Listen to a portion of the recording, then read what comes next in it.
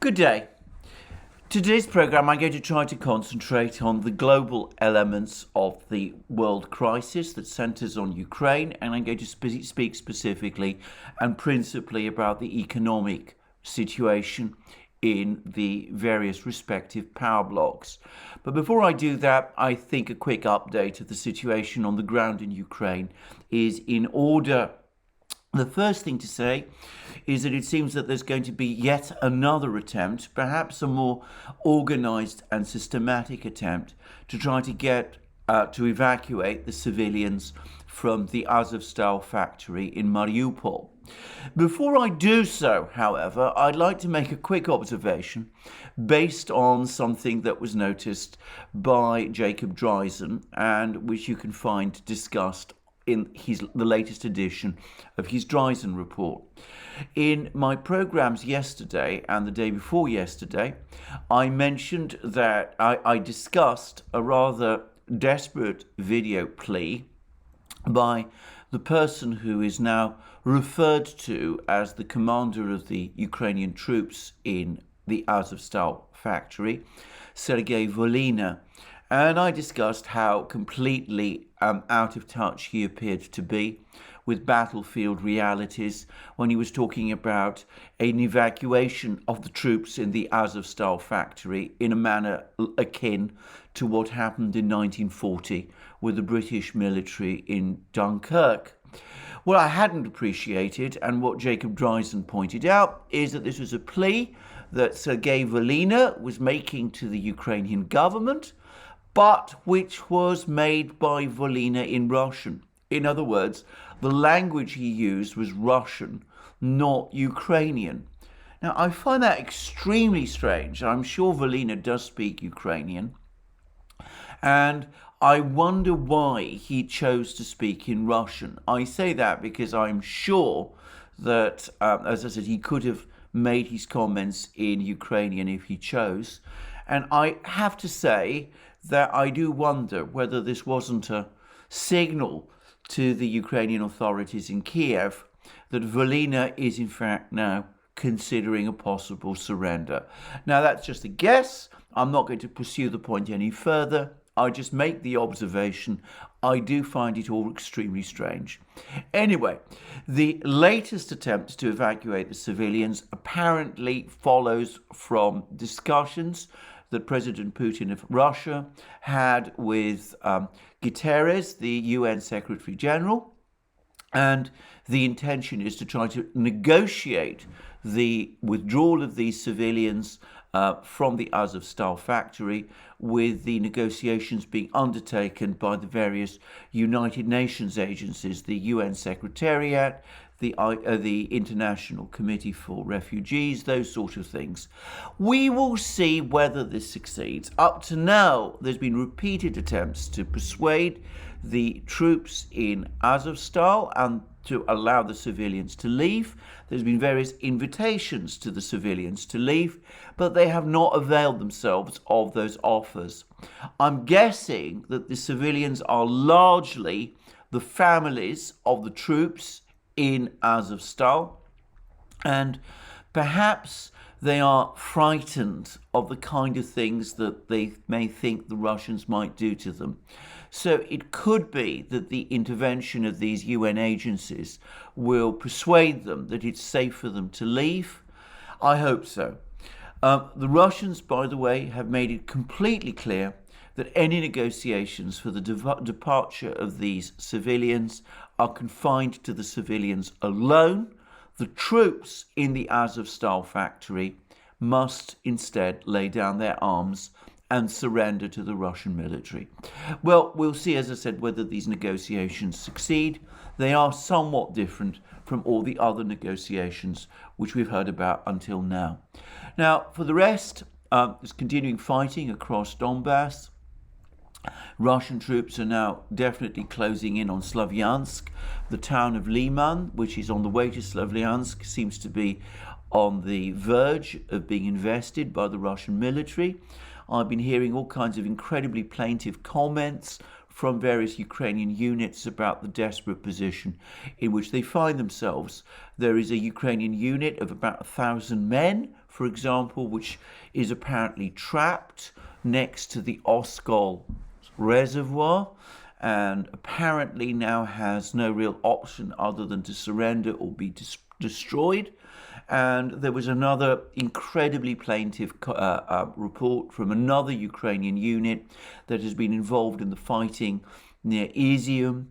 They say that they were trapped by the Russians, that most of them, the unit itself suffered something like 60% casualties, that the command system broke down, that they haven't been paid or rearmed, that they're running short of ammunition, and that they had to basically escape entrapment without orders.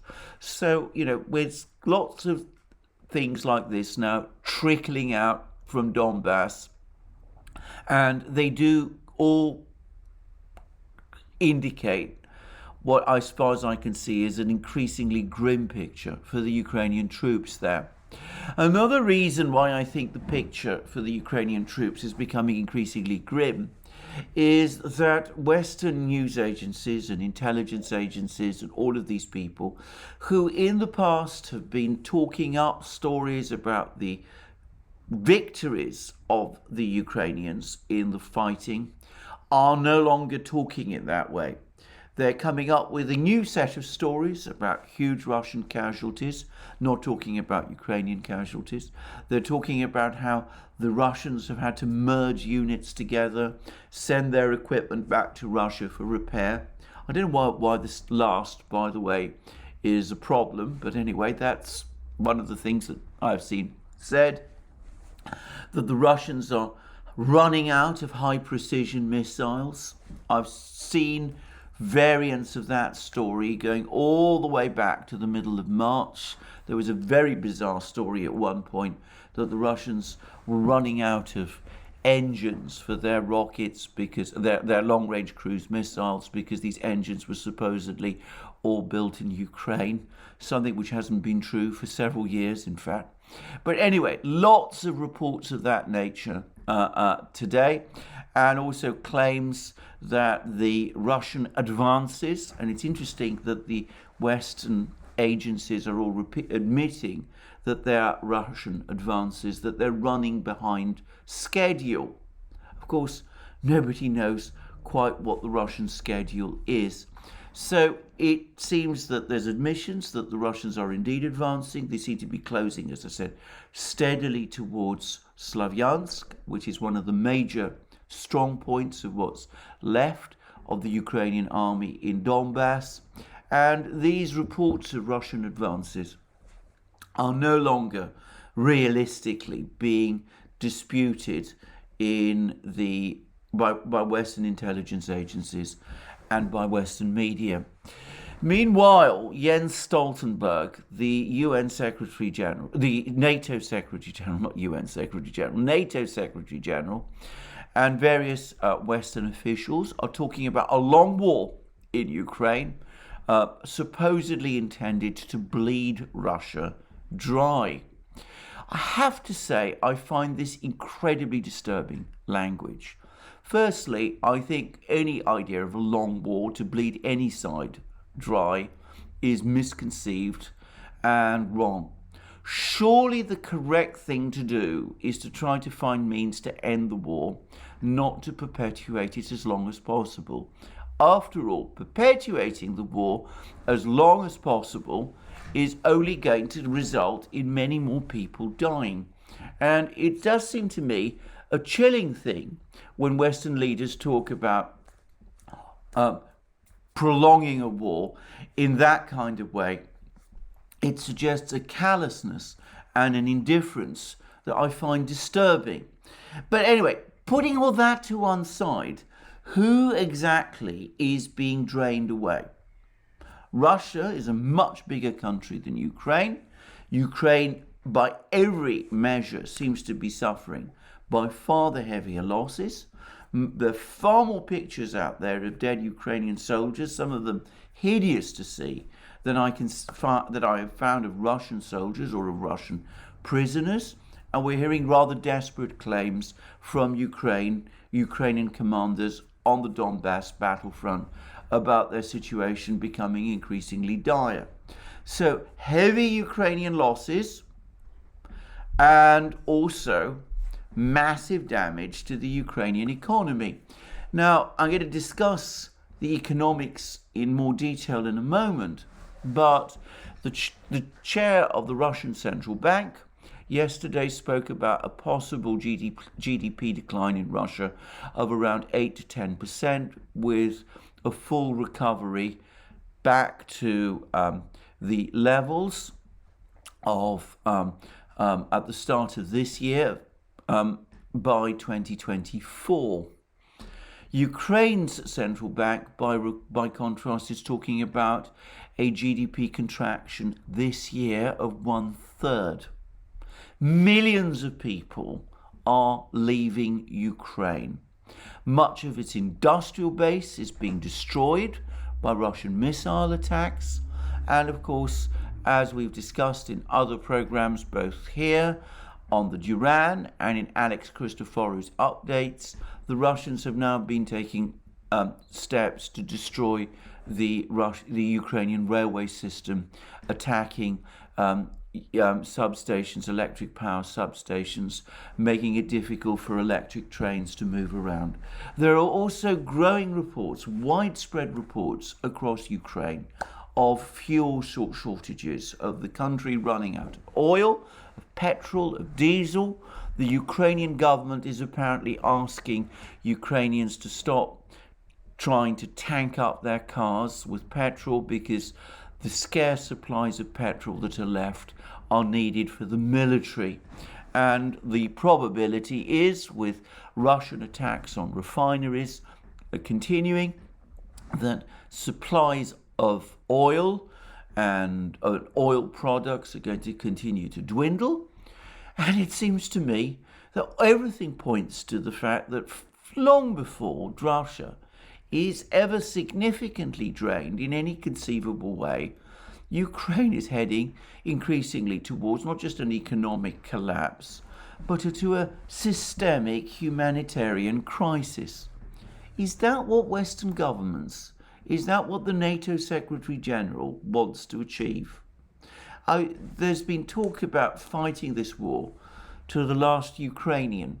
When I hear some of this talk and language, it does seem to me that people who are talking about a prolonged war ought to consider the cost that it's inflicting upon Ukraine itself. Now, I've said this many times, I'm going to say it again. Ukraine isn't going to recover Crimea. It's going to lose Donbass. Before long, it's going to lose Kherson region.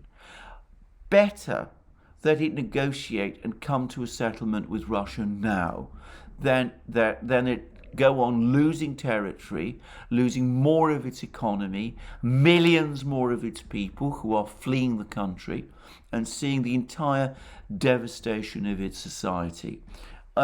A war of attrition between Russia and Ukraine is a war which Ukraine inevitably is going to lose. It's going to lose it, and it is indeed the kind of war that the Russians are deliberately fighting. And that brings me again to this discussion about military supplies from the West. We're hearing lots about how the West is pouring weapon systems into Ukraine. Poland has now apparently supplied 200 T-72 tanks. These are unmodernized tanks left over from the period of the Cold War. The Germans are discussing sending armored vehicles as well. The United States is sending howitzers, 100 howitzers, and Britain and France are sending artillery, and Canada are sending artillery systems as well. As has been pointed out by several people, these weapon systems, these heavy weapons that are being supplied to Ukraine, come nowhere close to replacing its current losses. Ukraine is losing more weapon systems by the day than the West seems capable of sending to replace them. And one consequence of this is that those 200 Polish tanks, T-72 tanks, that have been sent to Ukraine apparently account for half of Poland's tank fleet. Poland had 400 tanks before the war. Now it's supplied 200 of those to Ukraine, leaving the Polish military with just 200 left. Now, apparently these are modernized tanks. They're more advanced. They're in better condition than the T-72s that were supplied to Ukraine. But they are still T-72s. And of course, if the Poles are really contemplating occupations or advances into Western Ukraine, then the weapon systems that they've been supplying to Ukraine are going to leave the Poles themselves dangerously short of armour, especially if they find themselves in any kind of confrontation with the Russians. Now, I'm not going to push this further. I've been looking at figures for Russian reserve stocks of armoured vehicles. Supposedly the Russians have 20 to 30,000 tanks in reserve. Some of them may not be in the best condition. They, of course, also have armoured vehicle factories. There's the giant factory in Nizhny Tagil. Undoubtedly, they can replace armour and they can repair it. And there are indications, by the way, that they're capturing armour from Ukrainians, and that's being funneled to the Donbass militia.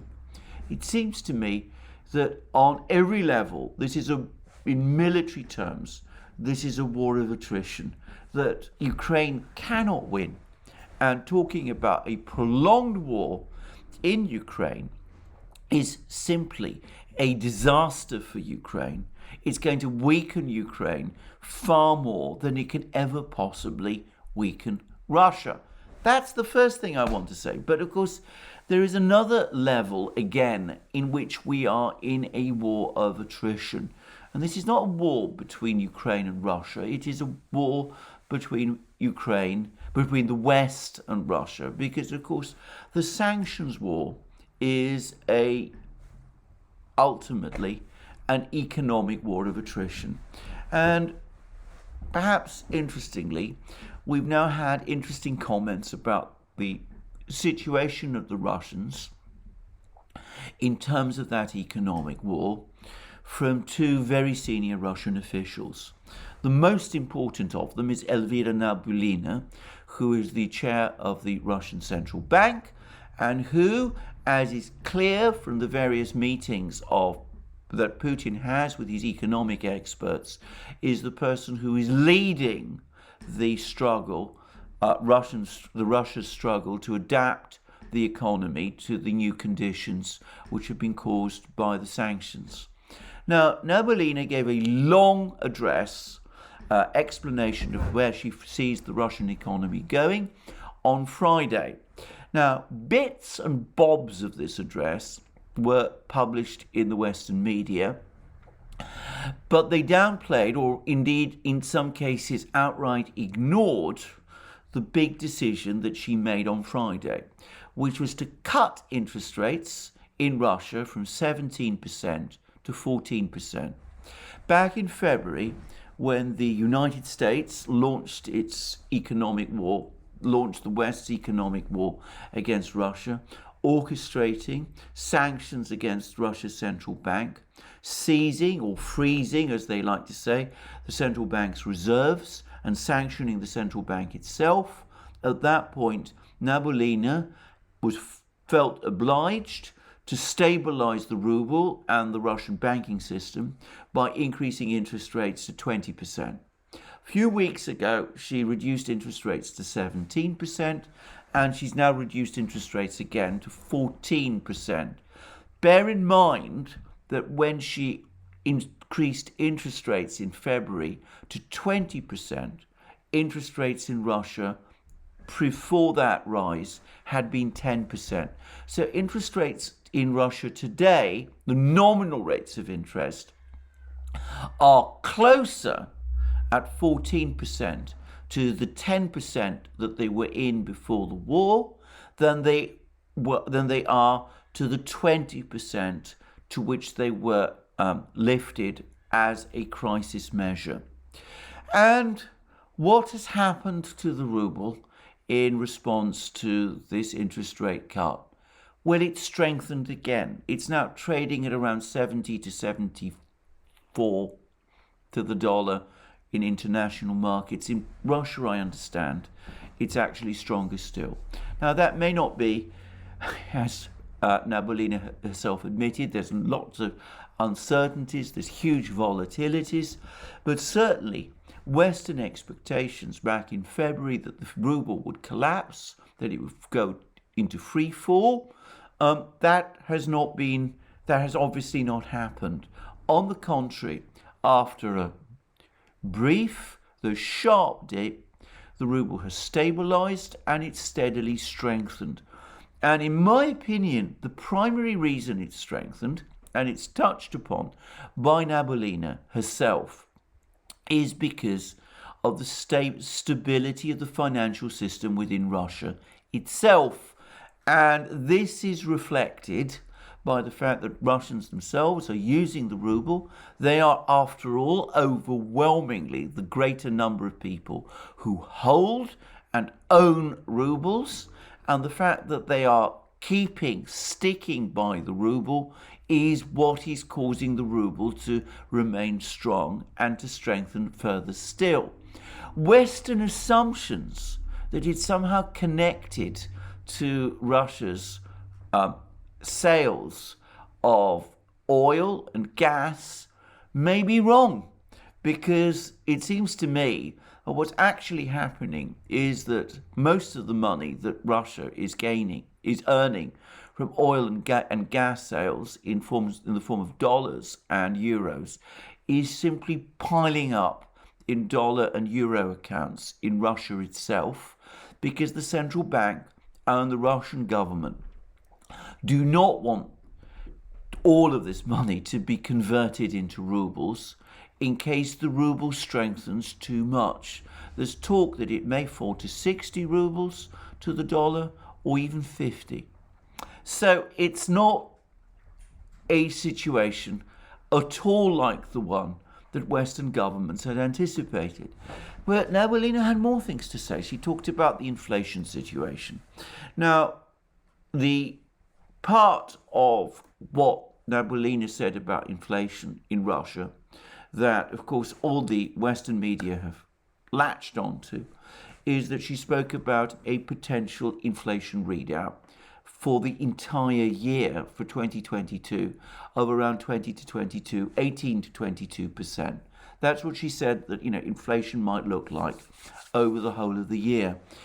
But what they didn't do is drill more deeply into her more detailed comments, because she made the point that this inflation number of 18 to 22% was largely the product of the dramatic surge in prices for some consumer goods, which took place in Russia in late February and in March in response to the massive pullout by Western companies from Russia and the interruption of Western exports to Russia.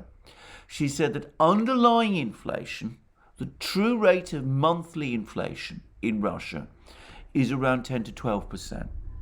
Now, that is roughly the same as the true inflation rate in the West. So, moreover, Nabiullina expects or hopes, because she accepts that there are huge uncertainties, that this inflation rate will fall.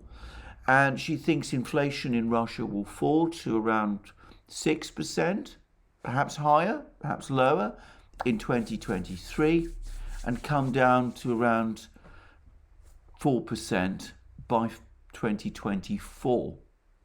She also had much to say about the performance of the real economy. And this obviously was her major point of concern, because she said that though demand in Russia remains strong, because of the interruptions in imports, because of the problems in Russian supply chains that this is causing. Supply cannot yet balance demand, which is the reason, by the way, for the inflation rate at being at around 10 to 12%.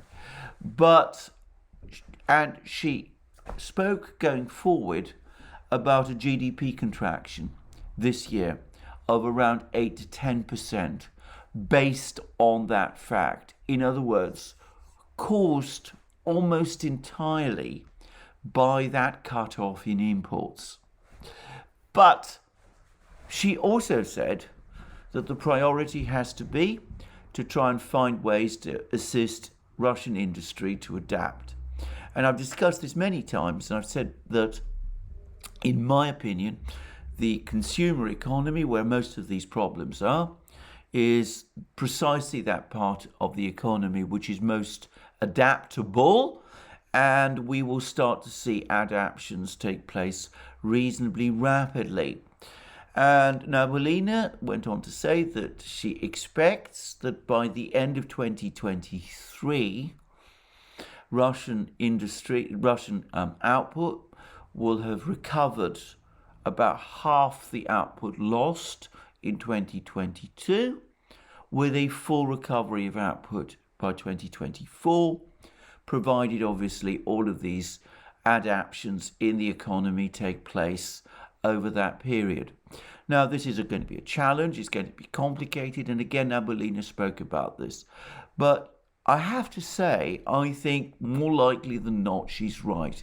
I think more likely than not, the Russians will be able to make all of these adaptations to the real economy. Most recessions, the really difficult and dangerous recessions, start in the financial system. And with the financial system in Russia stable, with Russians still choosing to use the ruble and to hold rubles, it becomes attractive for Russian manufacturers, entrepreneurs, business people to start investing in those kind of products that Russia needs in order to restore lost output. In fact, many of them are going to do very well out of this.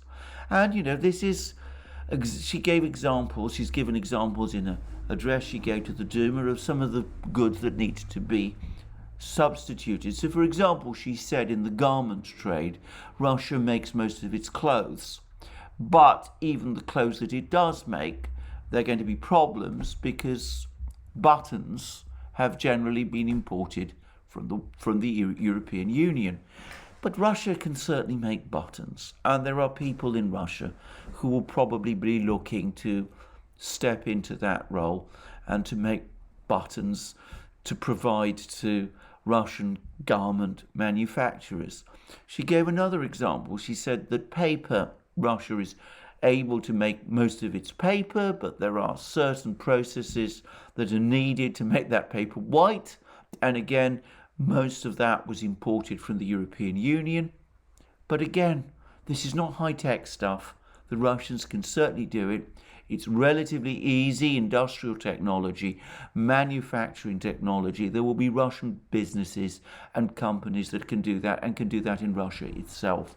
And if not in Russia, well, Russia has trading partners, countries like China, India, Turkey, Vietnam, where there are plenty of people who make things like buttons, which the Russians can easily import, even if they decide that for reasons of economic security, they can they need to develop these industries for themselves. So we see that these are problems which, however difficult and challenging they may be to deal with in the short term, can probably be dealt with in the medium to long term. And when Navalina talks about a recovery by 2024, provided stability is maintained in the financial system, then things should be, I suspect, much as he expects, and by 2024 we will see some sort of recovery.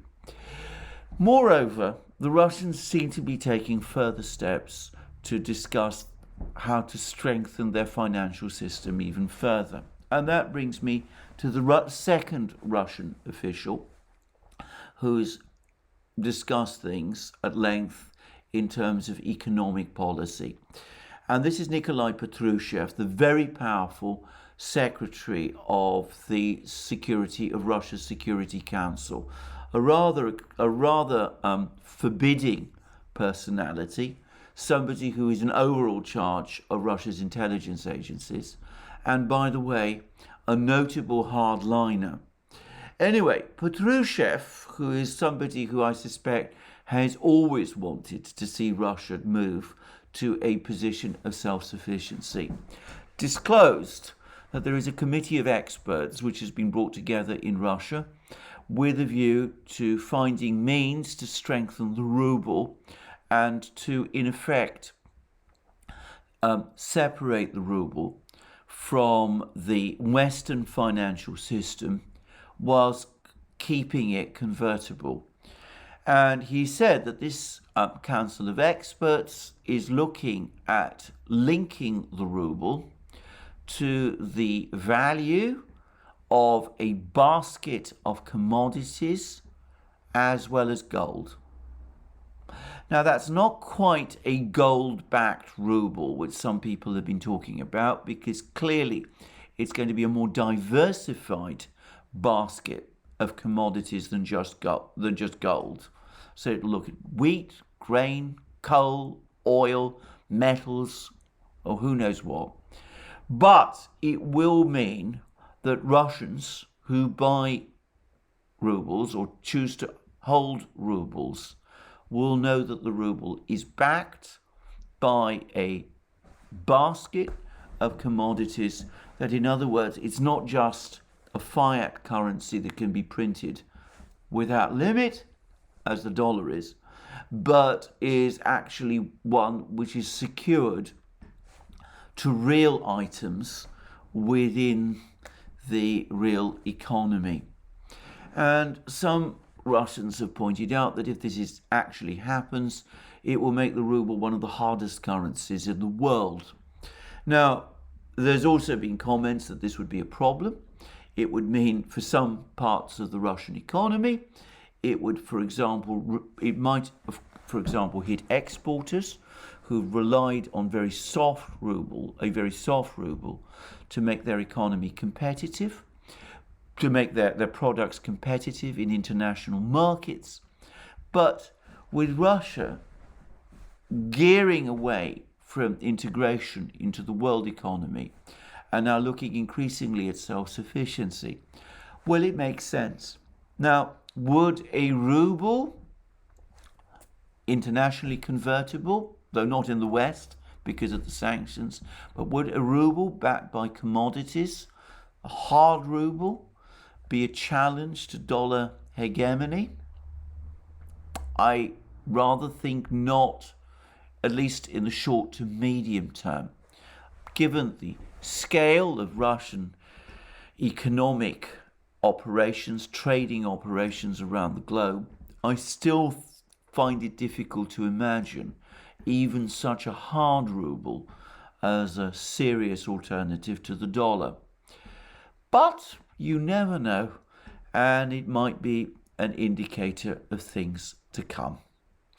Meanwhile, more reports are coming through of the Russians working away to develop trading links with other countries. They're now selling more coal to China in return for RMB, Chinese currency. There's apparently now detailed and prolonged negotiations with India for currency swaps and for agreements on the sale of various products. Apparently the idea is not to sell oil for rupees, but to agree that other products will be sold in currencies, in rubles and rupees, but that the oil sales will continue to be made for the time being in dollars and euros. That seems to be what the Russians have proposed to the Indians. There's talk that a draft agreement has been presented by the Indians in those terms, but that seems to be the general idea at the moment. I suspect that's a transitional arrangement until eventually India also moves towards ruble trade for oil and other energy products. India, by the way, is facing energy shortages, as is China, as is Indonesia, and all of these look to be trying to solve these by importing more Russian oil. We're at more Russian oil and more Russian energy products. So the Russians are not finding it difficult at the moment to find alternative buyers. There's been suggestions that the West will try to withdraw insurance cover for Russian tankers. The Russians are already working hard to sort out their own insurance systems for those tankers. Again, it always astonishes me that Westerners imagine that they can find solutions to these things by themselves and that nobody else can duplicate Western systems. I remember on that point how just a few years ago, back in 2014, there was universal skepticism that the Russians would ever be able to get an alternative to SWIFT up and running. And it was widely said that alternatives to SWIFT in Russia wouldn't work. The Russian banks wouldn't really want to use these alternatives to SWIFT, and that it would all be stillborn. Well, an alternative to SWIFT was created in Russia. It is operating in Russia. It is operating successfully in Russia. And the Russians are working now to expand it, just as they're expanding their mere payment cards, their other payment systems, and they've been able to do this successfully. So the nuclear option, as it was called, of disconnecting Russian banks from SWIFT, remember how it was just called a nuclear option back in January and February? Well, that's failed. That has not proved to be the case after all. And I suspect that's what's going to continue. We're going to continue to see that over the next few years. In fact, more and more countries which want to buy Russian energy products, other Russian products, are presumably going to have to connect themselves to Russian payment systems, which I suspect are going over time to be extended. So it's extended internationally. So it's looking to me increasingly as if the Russians are going to have hard times ahead. They're going to have difficulties adjusting. It's not going to be easy for them at all. There's possibilities that all sorts of things could go wrong, and one must never assume that everything is going to turn out as planned. But they do have ideas of how they can come through the sanctions war, the war of economic attrition that they are facing. And if all their plans come to fruition, or if only some of them do, it's quite plausible that in 2, 3, 5 years' time, we're going to see a Russian economy that's more solid, harder, if you like, than the Russian economy that went in. Anyway, that's how it's looking at the moment. Let's look at the situation in the West.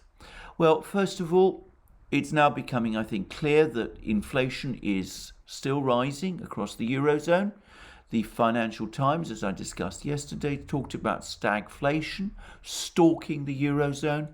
The United States has witnessed its first contraction. It's since the end of the pandemic crisis. This is unexpected, except I should say by myself.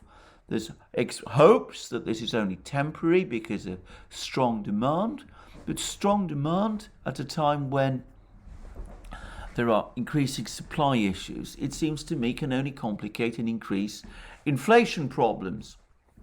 Meanwhile, there are growing signs of unease and stress in the financial system and also in parts of the retail economy. We've seen a major tumble, for example, in shares at Amazon, and there are problems apparently within the Amazon group in its totality. Now, this, it seems to me, could be an indication, given the importance of Amazon in the Western retail economies, that retail growth is actually slowing. I know that's not what people are saying, but it seems to me that given the nature of what Amazon is, that's the most logical explanation for its problems. The Nasdaq has just had its worst month since the 2008 crisis, and it always seems to me that big tech companies, which seem to have come out of the pandemic crisis looking very strong, are also now starting to experience problems, and they may also be a precursor of greater problems coming. The Federal Reserve Board in the United States is now in a very difficult situation because, on the one hand, it's aware of surging inflation and it's got to consider what it does. And it's been giving every conceivable indication that it's intending to raise interest rates, and it raise them hard, even though it acknowledges and everybody accepts that doing that will result in a serious recession in the United States. But, of course, does the Federal Reserve Board really want to risk a recession, given the extent of economic indebtedness, financial indebtedness, not just in the United States, but across the entire Western economic system? A recession and high interest rates would be very critical news for a great many people. So what does the Federal Reserve Board actually do? Well, we're all waiting to see. It seems to me some interest rate rises are now inevitable because there would be a shocking loss of credibility if they didn't happen. But the Federal Reserve Board, I suspect, is going to be extremely concerned about the risk of a hard landing. And it may, going forward, mean that it is unwilling to raise interest rates to the extent that it needs to in order to bring inflation in the United States and elsewhere out of control. That's a problem in the United States. It's an even worse problem in Europe and in Japan. In Japan, we see a collapse in the value of the Japanese currency, the yen. And we're seeing falls in the value of the euro and of the pound sterling, all, of course, against the dollar.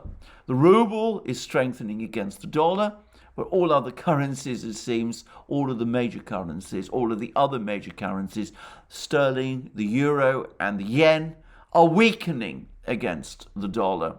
And that, of course, reflects the fact that the United States, the Federal Reserve Board, still has some room for maneuver because the dollar remains the world's reserve currency. And that gives the Federal Reserve Board some degree of ability to raise interest rates.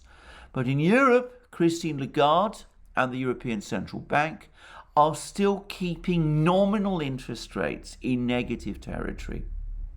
So even as inflation across the Eurozone is now rising, it continued to rise in April after the shock figures in March. Nominal interest rates in Europe continue to be at minus 0.5. And the European Central Bank continues quantitative easing. It is doing so because it is buying essentially the bonds of the southern European economies of Italy, Greece, Spain, increasingly of France, because that is how it is keeping those economies afloat. And the risk, of course, is that the weakening euro is going to increase inflationary pressures within Europe. And, of course, it's also going to allow for surging demand. And the risk is that inflation in Europe is going to continue rising. Now, why is inflation rising? Well, partly, as I've discussed in many programs, as Alex and I discussed in programs that we were making a year ago, the immediate source of the inflation in the United States was the reckless, irresponsible fiscal policies of the Biden administration after it took office. It took what was already a rapidly recovering economy, the US economy coming out of the pandemic crisis, and it tried to turbocharge it by engaging in a massive fiscal spend. And at a time when the economy was already running hot, that was inevitably going to cause higher inflation. And of course, so it did. Well, what the United States, what the Europeans, what the Western powers have all done is that they've made that inflation problem that they created for themselves last year, they've made it even worse by engaging the Russians in an economic war of attrition. And that has resulted in higher energy prices, higher food prices, all of which are contributing to major pressures on Western consumers. Now, Russia is largely self-sufficient in food, almost entirely self-sufficient in food, and is of course self-sufficient in energy. So while one can't say that the prices of energy and food in Russia are completely stable, the fact that there is more than enough in Russia of food and energy to go around acts as an anchor which depresses inflationary pressures. In the West, it's otherwise. The United States is to some extent energy self-sufficient, though this isn't quite as strong an energy self-sufficiency as some people believe. Europe, of course, is not. No part of the West is food self-sufficient any longer. So rises in food prices, rises in fertilizer prices, rises in energy costs are contributing to inflationary pressures. But what are the Western powers doing in response to all of this? Well, it seems to me that the Federal Reserve Board is trying to work its way up to trying to increase interest rates. But in Europe, on the contrary, all the focus instead is on more ways to wage the economic war on the Russians. So we now have a proposal, even as energy costs in Europe are rising, even as apparently there's a shortage of diesel fuel in some parts of Europe, even as there are reports, which I can't, by the way, fully confirm, that half of France's nuclear reactors are no longer operating because of supply shortages and repair problems. Even as all that is happening, the Europeans are now cranking up to deny themselves Russian oil. Now, this isn't going to have a big effect, or this is not going to have the massive effect on Russia that they think. It's absolutely true that the Russians sold half their oil exports to Europe. But of course that means by definition that they sold half their oil exports to other countries. And of course more of those other countries will want to buy Russian oil because it will come at a discount as oil prices surge. And of course, even if there is a discount, oil prices, the price for the oil which the Russians are selling will still be higher than it was before the present tight commodities crisis appeared a year or so ago. So we're going to see that the Russians will somehow be able to keep things ticking over, because also, as Nabolina, the Russian central bank chair, pointed out, there's been a massive fall in Russian imports. So anyway, they need less hard currency than they once did because they're not importing as much as they used to, even though that fall in imports caused by the sanctions has caused the Russians a whole set of other problems. But of course, the Europeans are going to be hit by these energy rises in energy prices very hard. And of course, they're going to be hit further by the decline of the euro, because they have to buy oil from third parties if they're not buying it from Russia. Now, they paid for their oil, a lot of their oil, from Russia in euros, but if they're going to buy oil in the Gulf, if they're going to buy it in Nigeria, if they're going to buy it in Angola, as they've been saying, well, they're going to have to pay it in dollars, pay for it in dollars. And of course, the euro is losing value against the dollar. So oil from the Gulf, from Nigeria, from Angola is going to become more expensive. But nonetheless, that seems to be what the Europeans are going to do to themselves.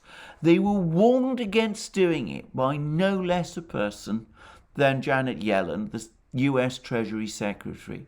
She told them, don't cut yourself off from Russian oil. Find other means. All you're going to do is you're going to cause energy prices to surge, both in Europe and, of course, by the way, in the United States. And the Russians, paradoxically, because of the higher prices, will be able to offset their losses from oil sales to Europe through the higher prices that they are going to charge other people. So don't do it.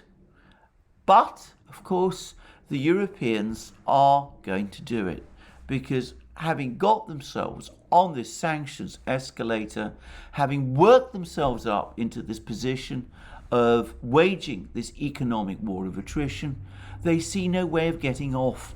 And of course, they also have these very strange councils. So we see Robert Habeck, the German economics minister, a person who before he became economics minister had a long background in green politics and who before that was a doctor of philosophy and a writer of children's books. Anyway, he now claims that Germany has halved, more than halved, its dependence on Russian oil, so it can now apparently or supposedly withstand a cut-off from Russian oil. Well, he might have been able to reduce the need for Russian oil in the short term by importing oil from other places. But if he cuts himself off, if he cuts himself entirely off from the option of Germany buying oil from Russia, well, what he's going to find is that that's going to become more expensive to sustain. It doesn't seem that he wants to understand that or is able to understand that. So he's coming up with this idea that because Germany used to import 30% of its oil from Russia, but now only at the moment imports 12%, well, you can do away with that extra 12% and it isn't going to be a problem. That this is a dip, that this is an artificial dip in imports of oil from Russia done by who knows how, isn't, as I said, something that he seems to understand or appreciate. And he doesn't seem to understand either the costs of sustaining it in the long term. So, despite warnings from all sorts of people, even the usual hesitant, stammering, bumbling warnings from Olaf Scholz, warnings from other people like Viktor Orban in Hungary, warnings, of course, from Janet Yellen, that's what the Europeans are going to do.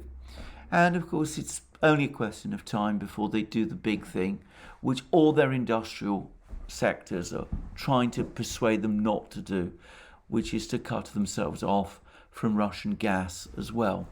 It's all very sad and very strange to see how they're doing all these things to themselves, but that is what they're doing as they look constantly for ways to achieve that outcome which they failed to achieve in February.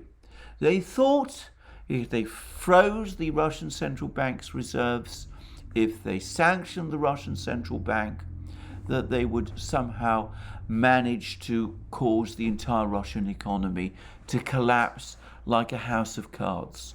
With that not happening, they're running around desperately looking for ways to achieve that, even though the price they're paying for all of these further steps that they're taking is a price that European consumers are having to pay. One wonders for how much longer this can go on and how much more damage and pain European consumers are prepared to take. Anyway, that's where we are. Now, on gas for rubles, what I'm hearing is that more and more European companies are quietly and surreptitiously going along with this, even though they're not prepared to say so openly, because they don't want to annoy the European Commission and provoke direct criticism to themselves. But what that is doing is it's undermining another part of Robert Habeck's strategy, because some European countries are, with the encouragement of the Commission, EU Commission, and to some extent Robert Habeck himself, are refusing to go along with the gas for rubles project. So countries like Poland, Finland, Denmark, Bulgaria are denying themselves Russian gas. What, of course, they're doing is that they're asking those countries that are quietly going along with the gas for rubles idea to supply them with gas in place of the gas that they are not themselves buying directly from Russia. So that's causing gas to be recycled and recirculated within the European gas system. But the Russians are making it clear that they're not prepared to increase volumes to enable that to happen. So what in effect is happening is that the Germans, instead of replenishing their gas reserves for the winter, are finding themselves forced to divert gas, which they would otherwise have used, to place in those reserves. Well, they're forced to supply it to Poland, to Finland, to the Baltic states, to Bulgaria, to Denmark, to all the others. Again, where that's going to leave them in the autumn or winter, I don't know. Perhaps something will be found. Perhaps there'll be some device to get more gas from Azerbaijan or from Algeria or from Qatar. Difficult to see how that's going to be done, but human ingenuity is remarkable. Perhaps they will succeed in getting people to wear more woolly pullovers, change the setting of their thermostats, do all that sort of thing. Whether European industrial users are going to be in a position to do the same thing is, of course, an entirely different matter. But again, we see how foolish decisions are now compounding themselves and are making things within the European economies harder. Now, I'm going to finish on a slightly positive note. The British, until very recently, were the most outspoken in calling for more and more sanctions against Russia. I've noticed that over the last few days and weeks, the British have essentially stopped saying that. You still find demands in part of the British media for the EU to cut itself off entirely from Russian energy supplies, but the British government seems to have softened its language on this. I suspect that the Conservative government is becoming increasingly concerned at the gathering cost of living crisis in Britain, and that there is growing uncertainty about the wisdom of this policy. And I'm going to guess that there are some ministers. I have some guesses as to who they are, but I'm not going to name them because I don't want to embarrass anybody.